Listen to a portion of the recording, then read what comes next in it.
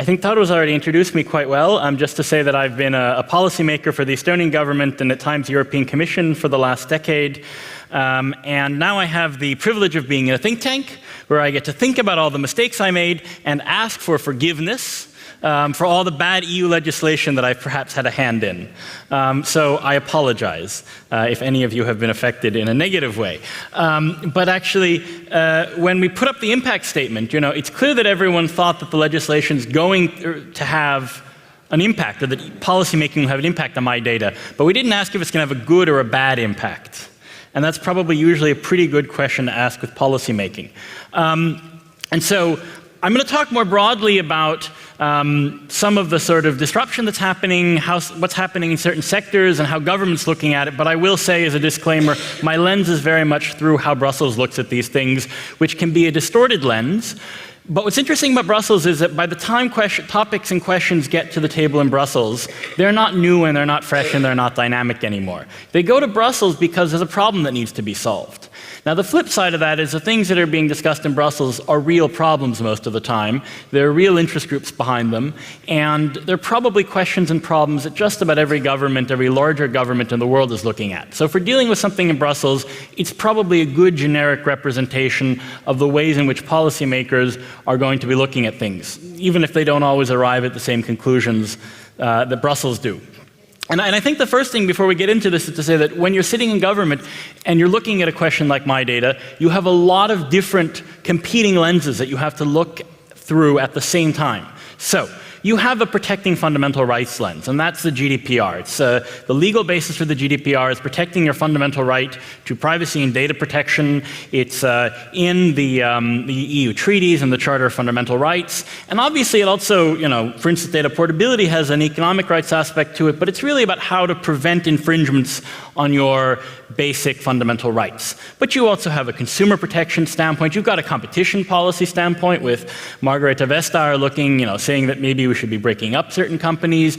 You have sectoral regulatory standpoints looking at different sort of interests in different sectors. You've got the desire to promote industry from your country. You, of course, want to achieve broadly beneficial social outcomes. You're worrying about innovation. You're worrying about security, too. And all of these different agendas can often be held by different people, and they come to clash, and they can lead to somewhat fractured outcomes. And as we look at how to make the sort of ideology of MyData that we're talking about here have some sticking power, we have to realize that we also need to have that same interdisciplinarity. And I think we've done a pretty good job at that this week, but it's something we need to carry forward. And the big thesis I want to present to you is that in the last sort of few years, Brussels is, and many others have dealt with some of the big horizontal building blocks. I mean, notably, you've got the GDPR and the IDIS regulation, and that in a sense, the discussion on the big building blocks on a legal regulatory level for Europe, I won't say it's over, it's not closed, but it's going to be a bit quieter. I think where the big action is going to be is sector by sector. And I think that what we see if we go start looking at some of the sectors is that the number of actors who are starting to realize the value of data, both the incumbents and disruptors, is such that you basically have a pretty big fight going on in a lot of sectors over who's going to control the sector for the next 20 or 30 years, who's going to capture the biggest slice of the value chain. And of course, policymakers are thinking about what their role in that is. So what I want to do is take you through some of these sectors, talk a little bit about what's going on, how Brussels is looking at it, who's involved in the discussions, and then maybe draw some conclusions for what we might all as MyData be doing. I don't know if I get to be counted as the we or not, depends on whether you forgive me for my sins. So a good one to start with is Automotive. Do you guys all know what this is? This is an OBD2 port. So every car sold in the European Union and many other parts of the world has one of these ports. It doesn't look particularly advanced. It was standardized in the late 90s. And basically, it gives you some basic information about the engine data and the performance data of your car. And the reason it's standardized was in the 90s, of course, all the car manufacturers started putting the first generation of chips and kind of brains in cars, and they used proprietary interfaces, proprietary formats, so you could only go and check the data of a Porsche in a Porsche dealership, and you had to get special Porsche parts that could interact with all of that. And of course, you as an individual could never access that data. And the reason we now have the standardized ports is because all of the car parts manufacturers and the car servicing industry said, wait a minute, The car companies are using this to monopolize everything. They're taking competition out of the aftermarket. We need to get in, and the European lawmaker came and said, yeah, we're going to standardize this. A good side benefit is you can now go buy an OBD2 reader for basically 10 euros, get all this data yourself. You can do a lot of diagnostics on your car. The problem is, the data set this gives you is pretty limited. And our cars are literally producing terabytes of data now if you take ones that have video and other types of sensors looking at the environment. And we're actually back in a situation where if you want to get repairs done on an expensive smart car with lots of sensors, you can only go to the dealer. And it's not even to play with the brain. If you want to replace your windshield, it has to be recalibrated afterwards so that it works with all the sensors under the windshield. And guess who can do that recalibration, which requires interfacing with the digital equipment? Well, not every car windshield manufacturer, not every windshield replacement shop, only the certified ones, mostly the dealers. And so right now, when I was working for the EU presidency last year, I mean, I was getting lobbied as someone who deals with data policy by car manufacturers and by car parts manufacturers. There are industry federations around this. There's a whole bunch of different actors. You've got the manufacturers, the parts manufacturers we talked about. Of course, you have the platforms. And somewhere in there, you might even have the consumer who would like to get this data themselves and be able to do things with it. Similar dynamic in energy. This is your typical smart meter. Again, basically making our energy future work is in no small part a data question, because we're going to have a lot of distributed production. We need to manage the flow and the load balancing. The good news here is that Europe is far ahead of the US when it comes to having a smart grid and a continental energy market. But who controls that data and who sort of controls the flows of that is going to really determine what that market looks like. And there's clearly a MyData vision and a human-centric vision of how things play out, but there are also a lot of different companies that are going to be jockeying over this. And it's going to be jockeying in the market. There are going to be different products. There are going to be different integrators trying to determine the formats and the standards. But you bet they're also going to come to national and to European regulators. They're going to want to talk about the standard for smart meters. They're going to want to talk about the interoperability standards for the data. The next time that we reopen electricity market regulation, they're going to want to talk about specific requirements for sharing that data, who gets access to it, under what conditions. This is a smart pill. And there are all sorts of smart pills like that. I mean, part of the huge ecosystem of devices that create medical data. Same dynamic again. And health data is interesting because it's personal data. I mean, theoretically, GDPR covers everything, but it doesn't really. And there are all sorts of ways that you can, if you're sitting on a good mound of medical data, that you can find not to share it. An example from Estonia is that the hospitals, they're vertically integrated, monopolies effectively, because if you have a complicated procedure, they want you to do all of the different steps of that procedure in their hospital, because that increases their margins. And so in Estonia's case, they found ways not to put all of the data that they're producing into the national e-health system. And they have, they've got arguments about security, about interoperability. They're not maybe illegitimate arguments, but the end result is that you don't have a situation of full portability for all of the aspects of your health data, and you have difficulty as a national health service thinking about how you could create some more competition, lower the costs, which of course, if we think about the future of our social states, is a big problem. Agriculture. The big fight here, of course, is the farmers, the various sort of big agribusiness companies. You could also imagine a consumer interest here. I mean, I'd love to be able to scan a QR code on the broccoli I buy and to know not just where it's from, but maybe I could find all sorts of stuff like what the weather conditions were, what pesticides were used, what the soil conditions were, track what happened to it in the supply chain. That's not personal data, but it's data that I care about as a consumer, and I'm affected by the outcome of the market for data and how the farmers and the big grocery companies and so on all figure out that commercial ecosystem, figure out the commercial relationships, and what, if any, role, I don't know, the EU as a regulator for food safety takes in that. Government. I mean, government's a big one, and government is a case where some aspects of a sort of MyData-like ideology are taking hold. We now have all EU governments signing on to something called the once-only principle, and the once-only principle is the idea that if you've given data to government once, you shouldn't have to resubmit it.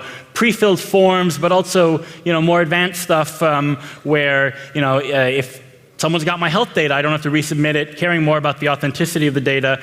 And that's already getting you into some of the interoperability requirements, some of the technical requirements to let you realize more of the sort of ownership over the data that the government holds for you. And I think data ownership is a complex topic, but certainly when we talk about your data in government hands, you're one of the co-owners of that data. As a citizen, you should be co-owning the government after all. And the government also has a lot of interesting bits of leverage because it's a big spender, not just because it's a regulator. So right now, the EU is negotiating an update to the PSI directive, which is a directive that sort of created an open data requirement. And in that update, one of the things that's being looked at is a requirement that when you've spent public funds on data, that there be sort of an open data or openness requirement for that, even when the data is potentially held by private hands. Financial sector. This is what some banks say their vaults will look like at the end of the PSD2, the new payment services directive being implemented, which takes the general data portability ideas of the GDPR, but gets much more specific in terms of the technical requirements, the interoperability requirements, the conditions where you as a consumer can pass on detailed information from your account to a third party. And so there's a big fight going on right now over exactly who has what role in the financial services value chain, whether you can disaggregate banks or not. Again, the individual has a role there. Certainly right now they do. But the banks are finding ways to get creative, to stay vertically integrated, to influence the requirements. And security is always a big argument as to why you can't be too open. And they've got a point, because if you get the security wrong, then cyber hackers from a certain Eurasian country might just, make off with the combined savings of all of Europe. But again, in that jockeying of the different market participants, there's a role for MyData. But I think this is kind of what it looks like in a lot of areas. It looks like a bit of a sort of free-for-all. And this is, I think, from one of those staged wrestling matches, but it's not staged. We don't exactly know what the outcome's going to be in most of these markets. And I think the challenge for the MyData community is that we've got a faith here of sorts, but we don't want to be like this preacher who's standing at the street corner on his own with everyone kind of making fun of him for being a little crazy. Instead, we want to be winning this fight. I had a picture of The Rock that I was going to put in here as the champion of the fight. I thought that might be going too far. But what that means is that we're going to need to build partnerships. And those partnerships are not always going to be only with actors that believe in MyData, that we would kind of view as ideal partners. You're going to have some strange bedfellows from time to time. For instance, what if Google comes tomorrow and says, self-sovereign identity, we love it. We're going to provide a platform for everyone to do their self-sovereign identity. And we're going to take on most of the MyData principles. How'd you feel about that? I'd have mixed feelings, because I could see a lot of benefit to them doing that. And I could see the benefit to them saying, we buy into MyData, because then you have a hook by which to make them accountable if they don't follow those principles. And Google's not the most evil of the companies, but of course I'd have misgivings, because we've talked a lot about what they do with data. And certainly the question is, should they get the legitimacy that would come being attached to participating in MyData, maybe being a member of the MyData organization, Yogi?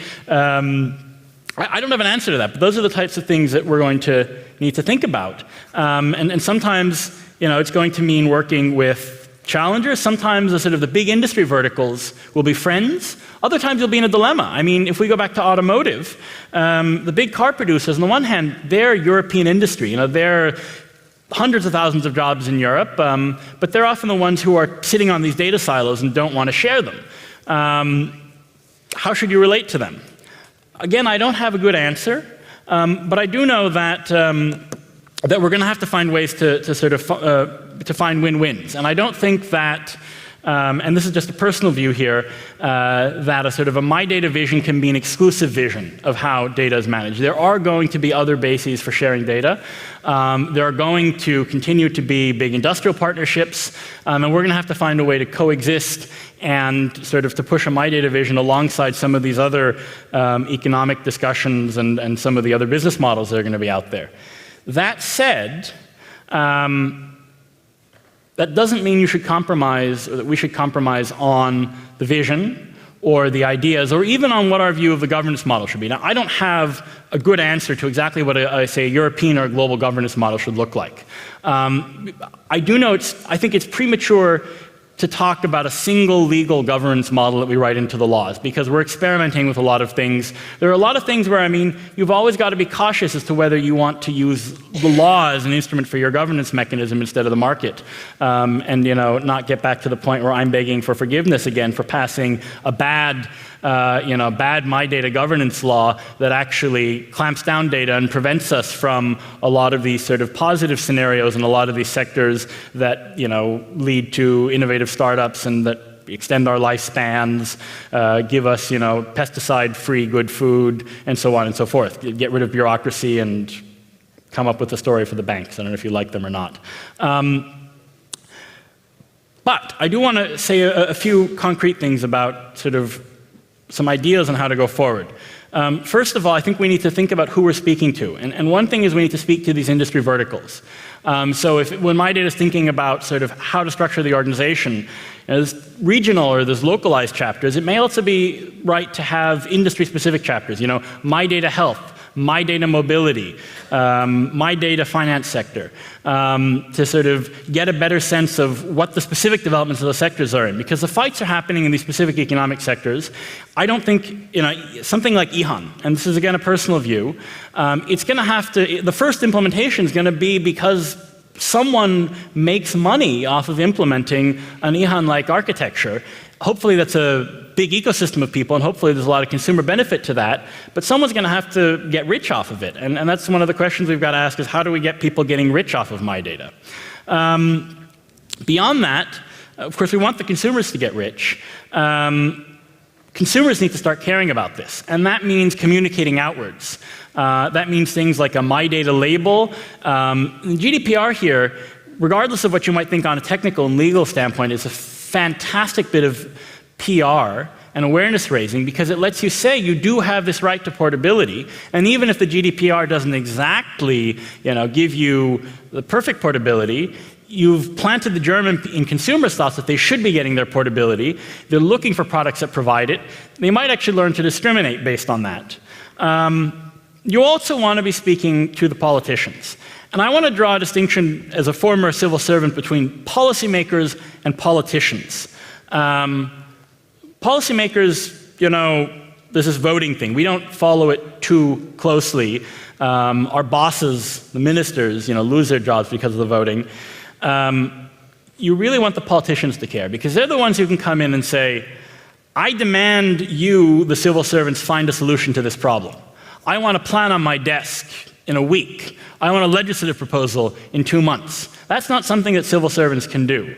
And so what that means for communication is convincing journalists, opinion leaders, et cetera, that this is an important part of the package of values, of the economic regulation, of the security that we want to have in the 21st century in Europe and elsewhere. So with that, I hope those are some ideas to jumpstart discussion. I don't have any of the answers, but I think that we really are entering a phase where MyData has a pertinent message to what's going on, but there's a lot going on around us with actors who don't always agree with us, and we've got to find a way to live with them and to thrive together. Thank you.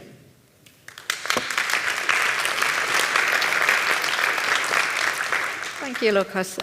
You gave us a good amount of food for our thoughts to discuss further. And I find it quite relevant, the approach that you suggest that we approach MyData from sector to sector and make them kind of a MyData ready.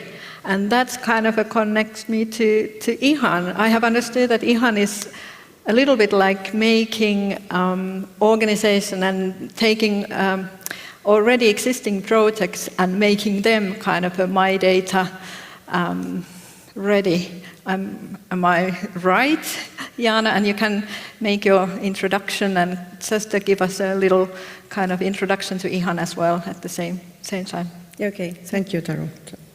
Thank you for the introduction. Yes, my name is Jaana Sinipuro. I'm a project director at Sitra, which is the Finnish Innovation Fund. We call ourselves a think and do tank.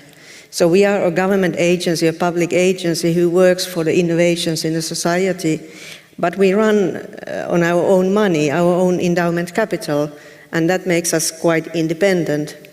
And what we are now trying to do with this IHAN concept, IHAN comes from the International Humans Account Number. So basically we are trying to create a mechanism of data ID, person ID, combined to, so that we can, like there's an IBAN number, we need to have a structured way of exchanging with the consent data from individuals to new businesses or new services. That's the basic idea of the IHAN account. But there's also this think part in our doing. So, and we want to create an European standard for this IHAN concept, and we are doing that together with Genelec, so that's a very practical doing part. But then we are also very much into thinking, and we think that all this nice work that has been done in MyData Alliance, both globally and in Finland, should be taken into consideration and moved to the next level. So instead of just focusing on thinking or doing, we should combine the two and take those all good foundation, pool them together into the next level so that we could define a new model for fair data usage, like a new model for European data economy, human-driven data economy. Good. And Will, do you want to make some kind of an introduction by yourself? And I'd like to see how you and Innovalar as an organization or business see the opportunities and the policy issues regarding MyData. Yeah, my name is Will Janssen, as you mentioned. And I'm a bit on both the thinking side as well as the doing side. I have a research background. And our company, which is both an advisory company as well as a product company, does thinking as well as doing. And we see great opportunities in this case. Now, for many different types of organizations, you have the opportunity for new parties to start, let's say, personal data management solutions, to really leverage or support consumers or citizens in making sure that the information starts flowing. But there are also tremendous opportunities for service providers to actually use their data, create better services, get better customer intimacy, if and only if trust is created or stays. So there's potential for new types of companies. There's potential for the service providers. And there's also potential for the data providers themselves. And let me then take the example of the government. The government holds a lot of data, but that data is very, very hard to reach. GDPR has stated that it should be available to the citizen, or it should be available to the health consumer. But it isn't. You cannot get hold of it. So one thing that policy, for example, could do is not only do great things like the GDPR and facilitating that we should come into action, but kind of enforcing action. For example, stating that every European country should implement a concept like a blue button, which allows you to download your data, excuse me for the phrase of owning the data, but the data concerning you as an individual, and bring it back into your space. And that's one way that policy could help, next to the good things that GDPR did. Good.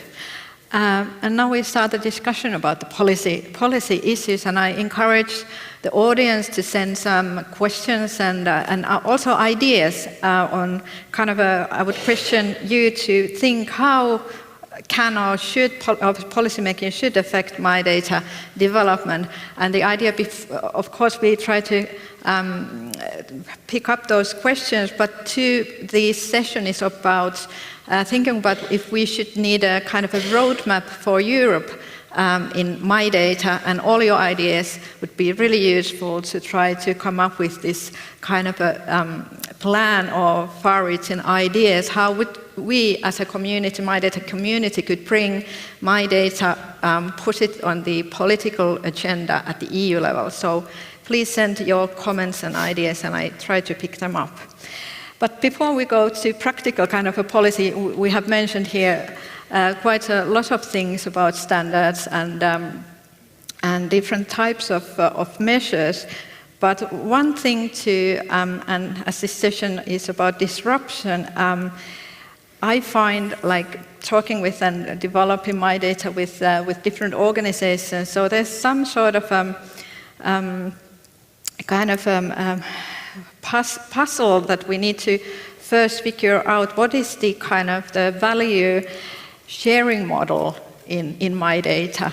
And I find that in this conference too, there was even kind of the discussion about the kind of a payment button. So should we kind of see that MyData or data as it's valuable also as for us as users, should we kind of be educated to pay for the data and how the kind of the value should be shared between different players? Just to have the idea, what's the kind of because I think the disruption is about business model and finding kind of a new types of ideas how to share value and create value. So what's your ideas on this? So specifically on the question of monetization, I mean, this always comes up with the concept of data ownership. And as the Estonian government, when we were thinking about how to sort of push an agenda that was about empowering individuals, we played with the ownership concept for a very long time, and we ultimately ended up putting it aside, in part because of a paper that the Lisbon Council wrote when I was still working for the Estonian government, which you should all go read. It's on our website. But I think that the reason, the problem with ownership is that it leads you to thinking of it as a physical object where you can have some kind of title assigned. And from an optimal use standpoint, I mean, the socially optimal outcome for most of this data is to have as much reuse as possible. And then you have other considerations, such as the privacy impact of reuse, the effective mechanisms from a market standpoint, and obviously pricing can be a way to work out market-based mechanisms, but certainly you wouldn't want to say that you should always be monetizing the data. There are going to be lots of times where you want it to be free, and there are going to be other times where it's been paid for, right? And part of the issue that we have with a lot of data is implicitly or explicitly it's been paid for. So when we talk about public sector data, the stuff that's generated by the public sector, that's funded by the public sector, it has been paid for with your tax money. Sometimes the public sector is the reason for selling that. Sometimes not. Also, there's a question of whether others should be charging for that. Depends on the value they're adding to it. So I think, other times you've purchased a device, implicitly you've already paid for the services attached to it in doing that. I want to come back to your idea of a roadmap for Europe, because I really like that. Yes, we will go that. Yeah. The concept of value is very important, but also very complex. And there have been quite a few initiatives that try to monetize your data. Data Group from the US has been in interaction for quite some time, but never faced real success. We did some research also with Dutch consumers and say, what would you appreciate about sharing data, and what would you like to get in return? Money was hardly a driver. Value comes from other things. It might even be so. Other research, for example, in health shows that people are even willing to pay for their information to be shared effectively. For example, in personal health environments, the value of having your information shared in a good way, preventing mistakes, is so high that even health consumers would like to pay for that. Whereas the value of actually sharing the data is much, much higher in the health institutions themselves. So that also relates to the point you talked about, the silos and the sectors. I don't think there's something wrong in starting from the sectors, because within the sector, or sectors may be the wrong word, within a specific application area, there's a need for data to flow. There's a need for data to be exchanged, and it's much clearer what type of value is created. If you start from the abstract point of empowering data sharing in general, things like the new internet, those are really appealing maybe to policymakers, but they don't appeal to me as a consumer, so they're bound to fail. Yeah, good point. But I would like to continue from there. I think that maybe the biggest value comes from the new services. So not just focusing on data as such and monetizing the data, but using it for new services and making it, we call it like an easy living and I think that if you look from the individual point of view, then it doesn't, people don't think in sectors or in domains. They want to have data gathered from different sectors so that it fits into their life situation. And as soon as the data comes kind of related to your life situation, then it becomes very personal. So I think that's where we need those guidelines and rules. So it's still a balancing act. Good. Following this kind of the feed from the audience, and also we'll approach some kind of cooperatives and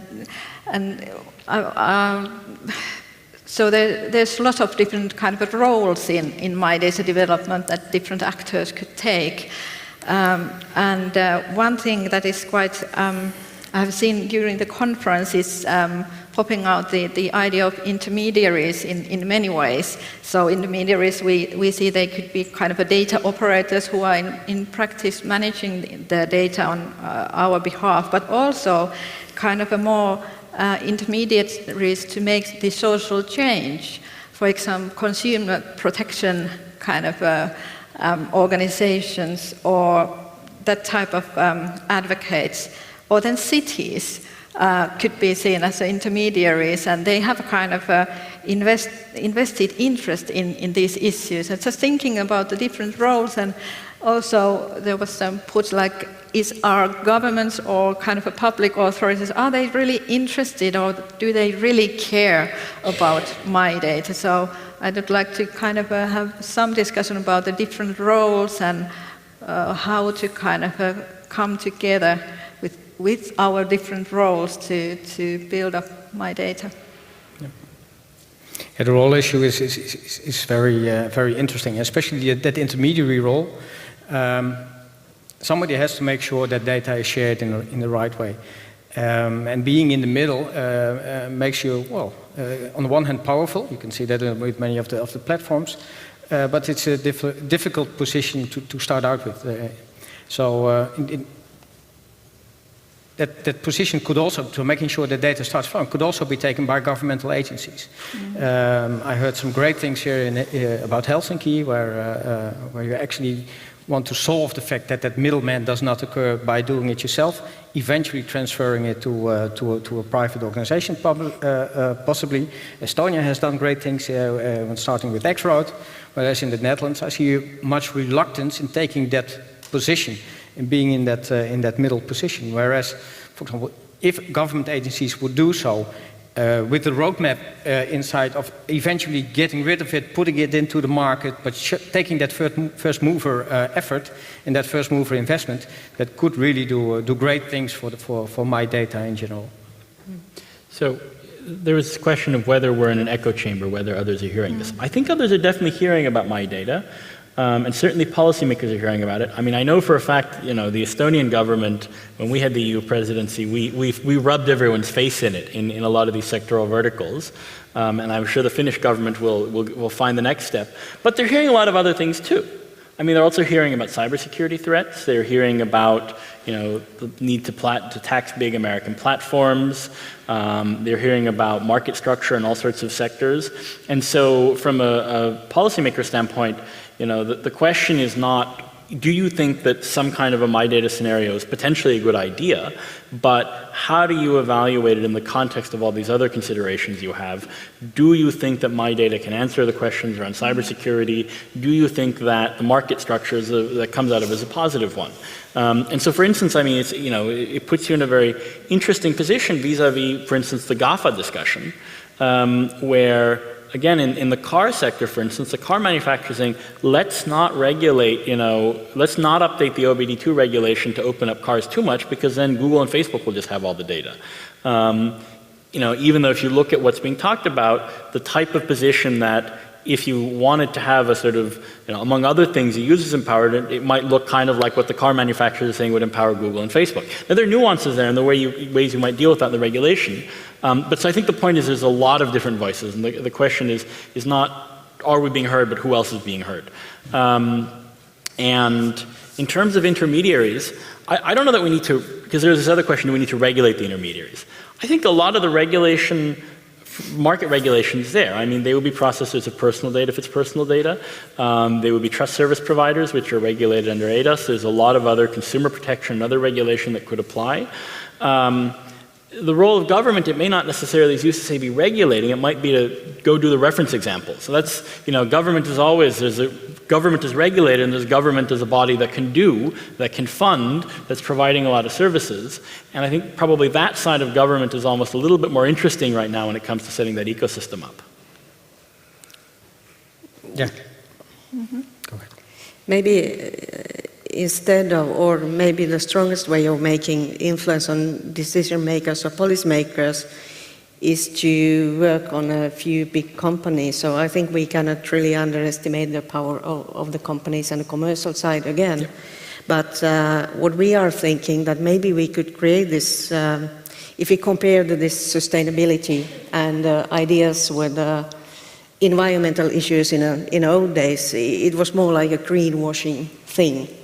Corporates were saying that they are very green and environmental friendly, but it wasn't really a part of the true agenda. So every time a corporate sustainability officer was discussing with the business managers, he got lost, and the business manager won. So what we would like to think that if we could create a good roadmap, if we could make the same kind of we see that it's bubbling under somewhere on the corporate agendas, that they are thinking that actually the fair data usage and transparent way of using data for their businesses might be an important part on corporate agenda. So maybe that's something that we could all work on and start a discussion that all these principles and guidelines we've been preparing, how to move them to corporate agendas so that it's not just green data washing, it's more like a more transparent way. It is a bit like sustainability in the sense that it's a broader ideology. The specific ways in which you might implement it are going to vary. And so having a horizontal agenda doesn't mean that you have a horizontal regulation, but it does mean that the bits and pieces you kind of hold in one picture. Absolutely. And you push them forward together. So I mean, that's the type of roadmap that, absolutely, I don't think there's any question that we need that kind of a roadmap. And looking around at the discussion, Taro, only you can provide it. Yes, so we now go forward towards the idea of this EU roadmap for MyData. So to start with, so what are the kind of, if we go to the measures, like practical kind of action areas that we would need to happen and that could be incorporated in this kind of a roadmap idea. So what type of measures and cooperation do you think that we need to make MyData as a reality? For example, like we have talked about the role of regulation, and maybe deregulation can be also one measure there. And we have GDPR, we have e-privacy is coming, but what else? So what are the missing pieces there? And what should we take into account, kind of a liability issues, skills, awareness, empowerment, and it was said that should kind of there be some kind of educational activities in EU in respect of GDPR and privacy issues. We have talked about standards quite a lot for example, interoperability frameworks, and this could be seen from, I think, from technical and both societal point of view. And one interesting point that was, I think it was in Sitra's workshop, that should we have a kind of a fair date label, kind of a rules for services who are using, just like fair trade, so we could kind of label different services. I'm not sure if it works in a real world, that type of a kind of approach, but like technically we need open interfaces, we need the data available, and I said that it's not we can't see it as an ownership question, but just to make it kind of shared in a trust kind of in a kind of a way that it respects privacy. And then there's piloting and funding things, like Malte Kaltzenberg from EU Commission shared there's a lot of EU funding towards, for example, next generation internet, and at the same time I see the voices that, okay, we need resources and funding for my data process, and there are some tools. So is there some kind of a mismatch in funding different projects? And so, what are the measures? What do you think? You raise a lot of questions. Yeah, just kind of so that, bringing it out. There are many things to tip into. I think, first of all, the regulation side, there's not much regulation missing at this moment. And also the rest of the regulation should follow part of the practice. So there are things to be standardized. The interoperability is a really, really big issue, both on the semantic side within the sectors, on the general interoperability side, on the new forms, identity, following IDAS, the distributed identity. So a lot has to be done there. Is there a role for policymakers or governments at this moment? I think not. There is a role in many different ways. There's a role in showing good examples, in doing that. There might be a role in funding, but then not through the conventional funding mechanisms. Horizon 2020 is primarily there to fund incumbents and to make sure that the traditional players stay in place. You need ways of funding, for example, scaling up good ideas and making sure that best practices in one country, here in Helsinki or in Estonia, have almost an automatic way of scaling up throughout Europe, or being able to scale up. That might something be worthwhile while funding. So the role of government might be, on the regulatory side or on the funding side, might be rather small. I think a lot of things should go into really doing and analyzing what we have done, and then funding comes into place, because this is a very multidisciplinary field. I know that many universities are struggling in getting funding for this type of research because it's not in the traditional university silos. So funding would play a role, but then on the academic side. But for companies, if I take my own example, well, once in a while we profit from funding, but we know we have to take our own course, we have to follow our own strategy, and we have to make our own money, because we cannot rely on government in that sense. I want to disagree with you on one count. I'll agree with you, there may not be much to do right this second in the way of horizontal legislation, but let's not underestimate how much of how our different bits of our economy use data is regulated right now. I mean, we're not talking about, if you go and look at the legal framework for a transport company, for an energy company, for a financial sector services company, there's a lot of regulation that either A, says a lot right now about what they can and can't do with their data, or B, there's regulation which could be simplified or changed by using data better. I mean, this is the classical discussion on Uber or on Airbnb and the sharing economy has been that by having more data, in effect, we can take some of the consumer protection mechanisms that were previously ex ante regulation and inspections and push that into the data and the feedback mechanisms. So there are a lot of other opportunities like that. So certainly where you need the policymakers, the politicians, is in the regular process of lawmaking and representing interests and finding compromises in how we run our society as a whole in every area. Definitely. They need to, one of the things that's kind of on their checklist needs to be sort of, what am I doing with the data? How am I enabling citizens? And I think there's one big ingredient there, Taro, that you didn't mention in that very thorough list, and that's people. I think that's, but in that long list, I couldn't tell you exactly what's the most important thing right now, because a lot of it's opportunistic. It's that a question comes up, you're reviewing something, you're considering doing something, and you've got to then have the person at the table who says, well, what about my data? What about how we're allowing citizens to participate in this process? And so I think a big part of this is evangelizing to people and evangelizing in particular to deciders who are going to be sitting behind the tables, but also to journalists to ask these types of questions, to the NGOs that are dealing with these questions. Socializing a consumer protection NGO or environmental NGO to think about how data and looking at and analyzing how the different participants in the value chain use the data could help them achieve whatever their goal is. So I think that in a sense, on a meta level, the people is probably the most important thing to focus on and getting everyone aligned to this vision. getting the message kind of over. And I think that's one thing that I have learned during the conference, that there's a kind of the idea of intended, that could be like intended and unintended kind of actions.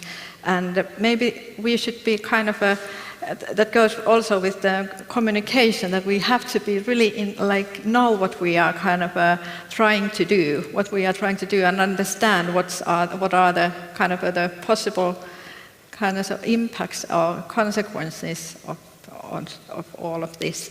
Audience has there's great comments on maybe emphasis on more on technical side than legal.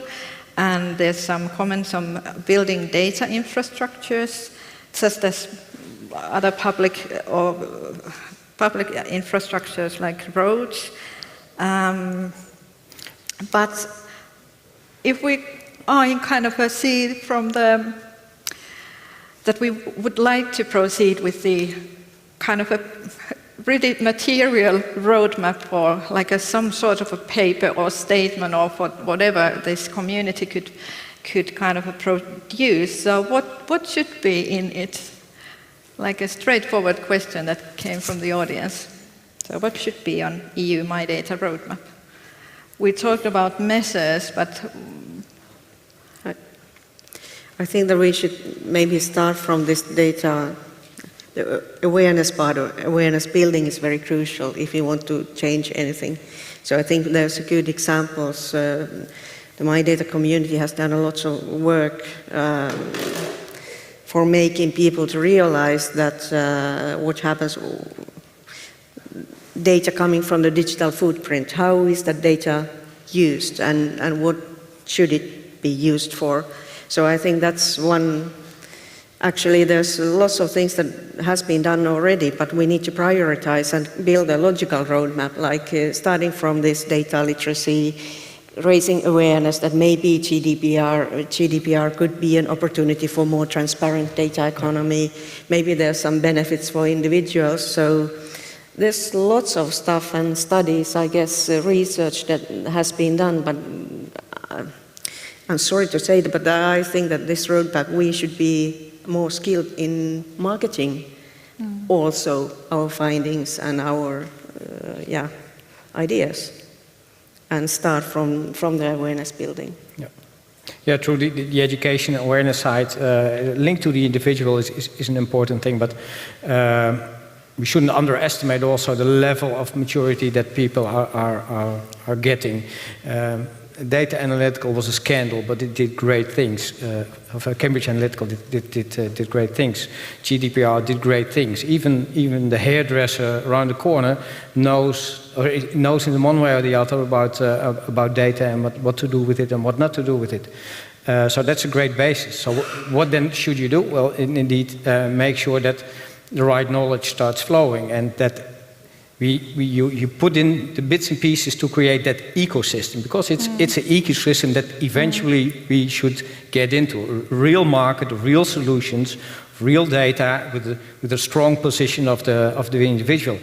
And such an ecosystem, that's typically a role where the EU can play can be a decisive factor, because then you need interoperability, you need a level playing field and things alike. That doesn't mean that you have to bring into place or own the infrastructures, as might be suggested by one of the comments. I mean, the telecom infrastructure is not owned by the government. In many countries, roads are only to a certain extent owned by the government, but still, I'm quite pleased with how they function. But still, it's facilitated in such a way that the ecosystem works, that there's interoperability at the 3G, 4G, and eventually also at the 5G level. So that are things that make the ecosystem work. So those should be the points, together with the educational part, that the EU roadmap could definitely bring closer. Mm-hmm. Well, one place where probably we can talk about public infrastructure is for the public sector's own data.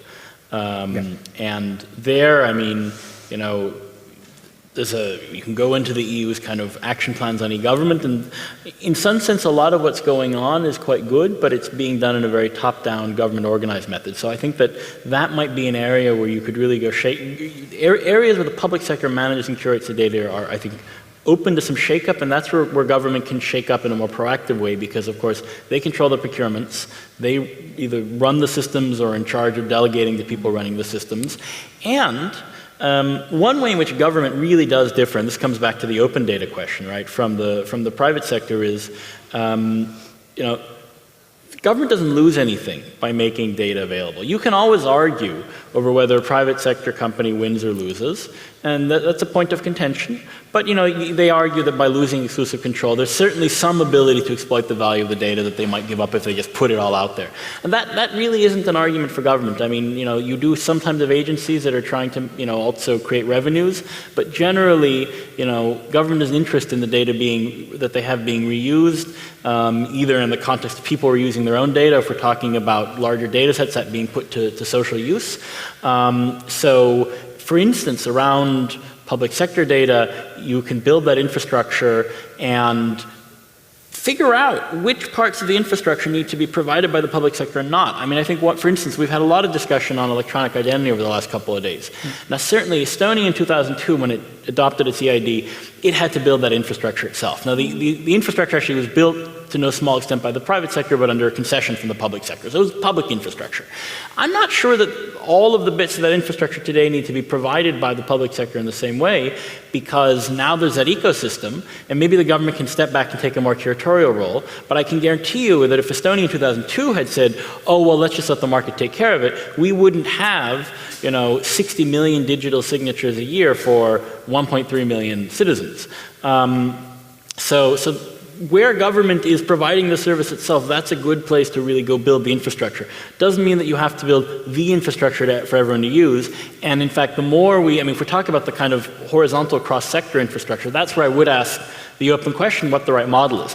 I also think that that's probably an area where we don't immediately need or want to go build one big European infrastructure, in part because we don't know what the right business model for that infrastructure is. And we need to encourage a lot of experiments. And the experiment can be a nationally governed system, it can be a sectoral system. So part of why, I talk about the different sectors and such is because I think if we build, the Minitel of MyData, we're also going to be in trouble.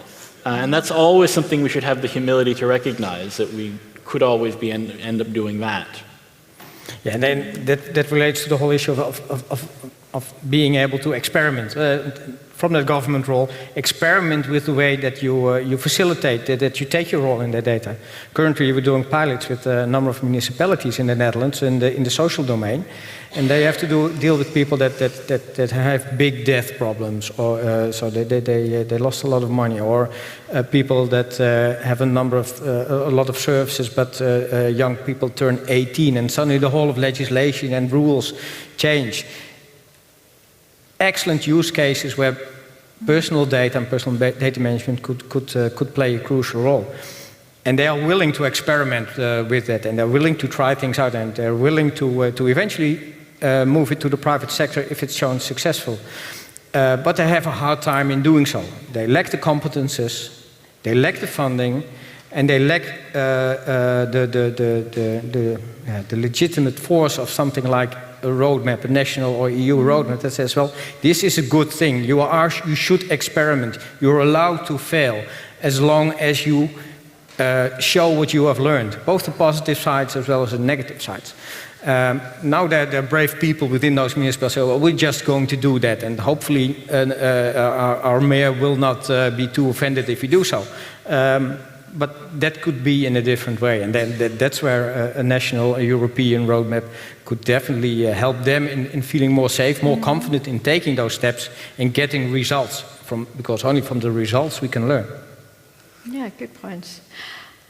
During the conference, it was announced that this MyData Global organization will be established, and that would seem like a natural kind of a framework to build up this EU roadmap. I'm not sure if we can kind of give some advices what could be the first steps, but I hope that this discussion will kind of swim into that work and all the good comments from the audience. Then I'd like to go to the kind of how to make MyData as a topic on high in the political agenda. As Luukas mentioned, next year Finland is holding the EU presidency, so is there some advices, or if you would be a kind of in the driving seat, so what Finland could kind of put forward in MyData during the presidency?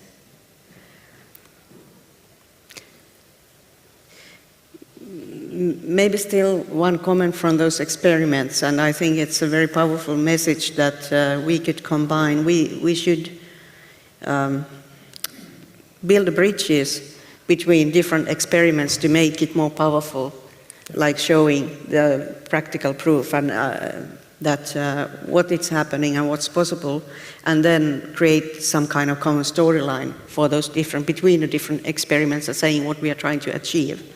And I think Finns have always been very hands-on people.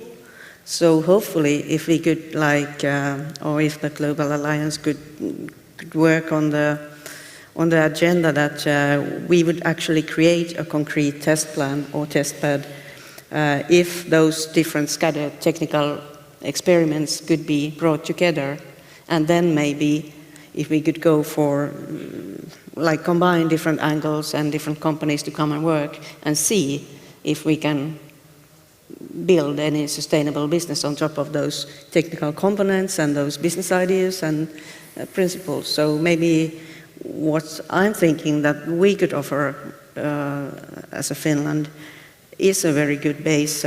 Someone has been talking, I think it's you, Taru, who's been talking about Moomin Valley, so I think it's time to make that Moomin Valley. It's actually Yogi's idea, yeah. But actually, it's a very good idea. Let's do something concrete. And we need those kind of images, like about the dream world that we want to pursue. So, yeah, that's true. Any other ideas how next year we could work on? So one idea for the presidency and one for MyData Global. I mean, besides the fact that you're running the legislative processes, which actually, in a sense, it's harder to influence things while you're doing that because you have to be a neutral arbiter. The biggest real effect of the presidency is that everyone listens to you. And everyone wants to hear what not just the Finnish government, but Finns have to say. And Finland is an interesting country for Europe. Everyone kind of mystifies those crazy, Santa Claus worshippers up in the northeast there. And so people are going to be pretty curious to hear what you have to bring to the table. I think the drama and the story of Nokia is a really interesting thing to root the story in, because so much of the interesting stuff that's come out of Finland in the last decade comes from in a sense, the trauma of the near collapse of Nokia. That lets you weave a really interesting story.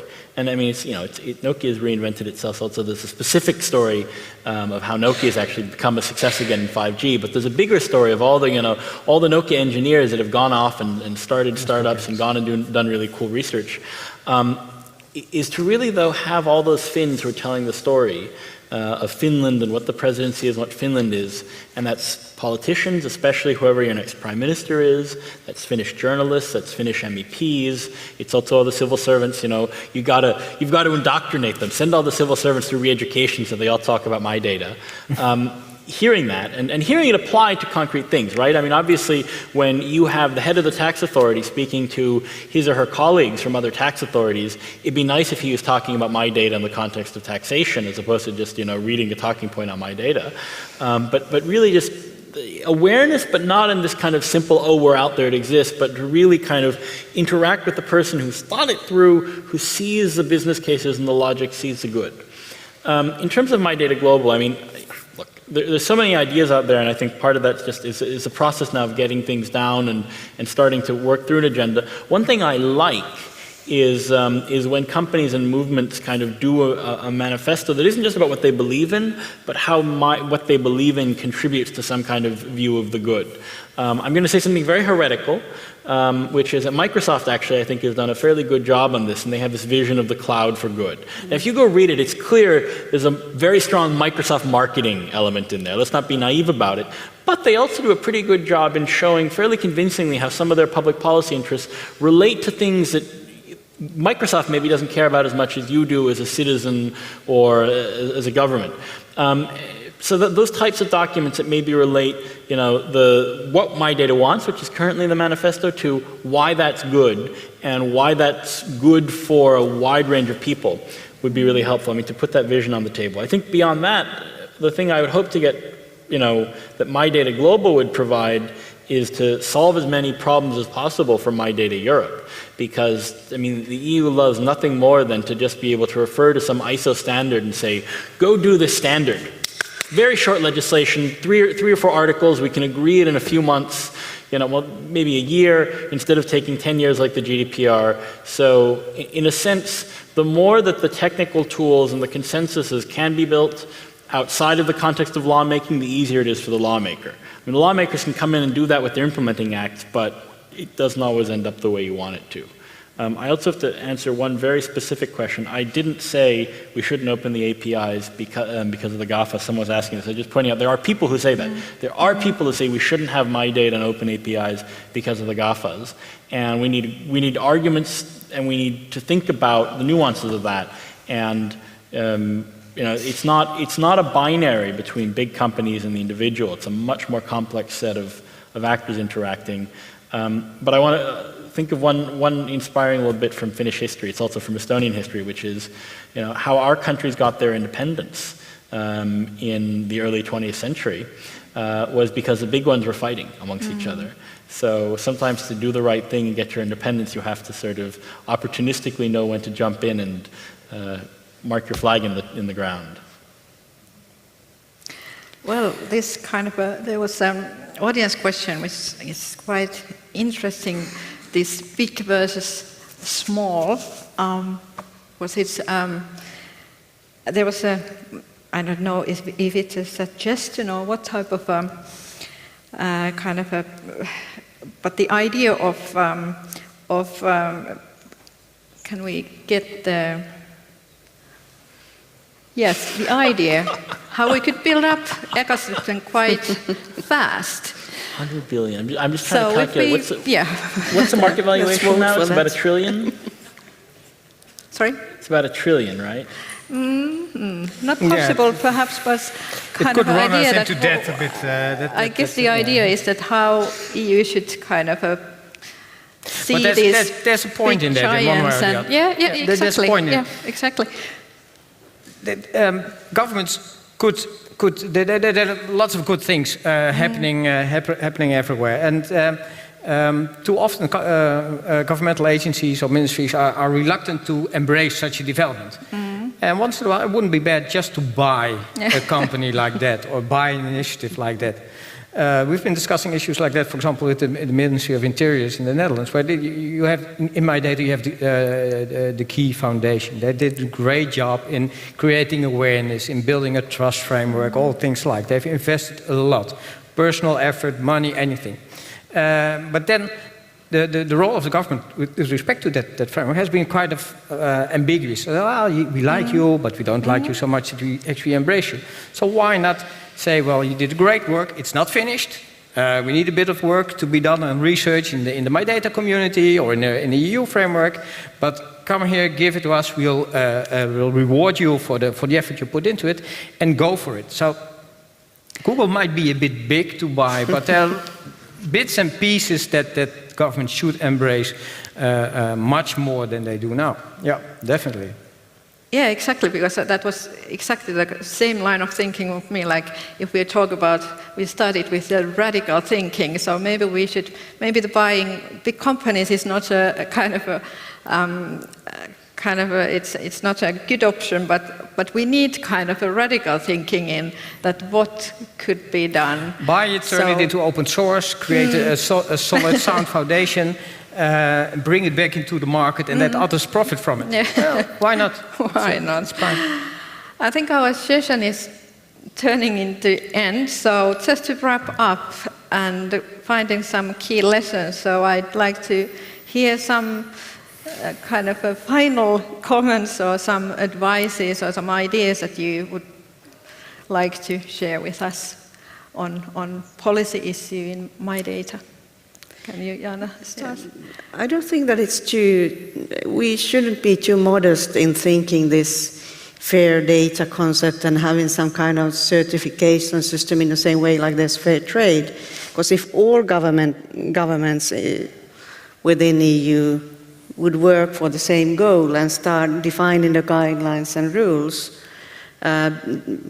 between different data marketplaces so that they all would act together and all those different experiments marketplaces would work on a similar basis or at least share some of the common guidelines or rules, how they exchange and act with their data. I think that's at least worth of trying. And that's what we are counting to do, pool and ask everyone to join this. We call it the IHAN movement or human-driven data economy movement revolution. Come and bring the ideas so that we could try to work for a common goal for next 3 years or so and see if it ends somewhere. That's thinking and doing and experimenting part, but it should be done on basis on a common roadmap and common vision. That's our contribution. Good. Yeah, I would like to reflect a bit on the idea of the echo chamber and also the role of companies like my company. Actually, when I learned about 3 years ago about MyData movement, it was a number of people in the Dutch tax department as well as in the municipality that pointed out to me, hey, well, you should go there, you should listen about it. It was by the time that the vision was translated from Finnish into English. They did a great job. The Finnish part was not so well known in the Netherlands.